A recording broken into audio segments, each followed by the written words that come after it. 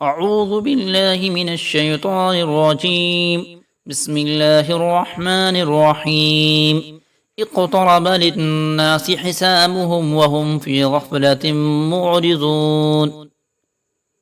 لوگوں سے محاسبہ کا وقت قریب آ گیا ہے لیکن وہ غفلت کی حالت میں بے توجہی کر رہے ہیں۔ اس آیت میں بتایا جا رہا ہے کہ لوگوں کے حساب و کتاب کا وقت قریب آ رہا ہے، یعنی وہ وقت قریب آ رہا ہے جس میں ان کے اعمال کا جائزہ لیا جائے گا۔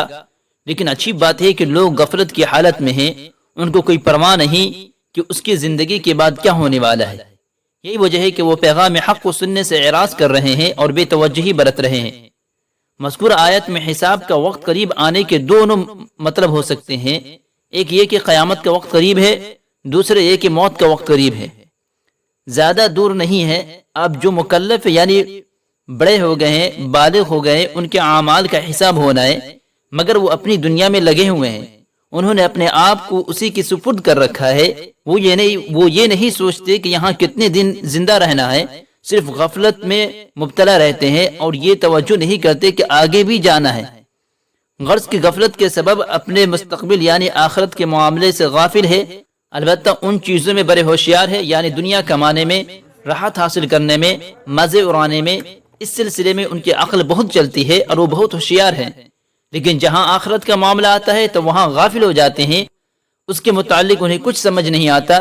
اسی لیے ان کی اس حالت کے متعلق فرمایا گیا ہے کہ اگر ابھی وہ اعراض کر رہے ہیں، پیغام الہی سے بے توجہی کر رہے ہیں، آخرت کے تصور اور آخرت میں جو کچھ ہونے والا ہے اس خیال سے ان کے ذہن ہٹ گیا ہے، تو وہ وقت دور نہیں ہے کہ جس میں ان کو اعراض کرنے کا مزہ چکھنا ہوگا۔ اعراض کا مطلب یہ ہے کہ کسی چیز کو چھوڑ کر ایک طرف ہو جانا۔ غور کیا جائے تو معلوم ہوگا کہ اس آیت پوری طرح انسانی زندگی کو گھیر لیا گیا ہے۔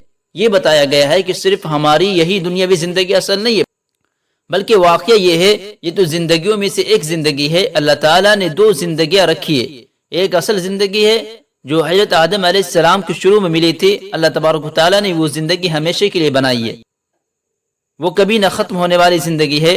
لیکن اس کے ساتھ یہ معاملہ پیش آیا کہ اللہ تعالیٰ نے حضرت آدم علیہ السلام کو مکلف بنا کر پیدا کیا تھا، چنانچہ وہ اور ان کے آل و اولاد سب مکلف ہے۔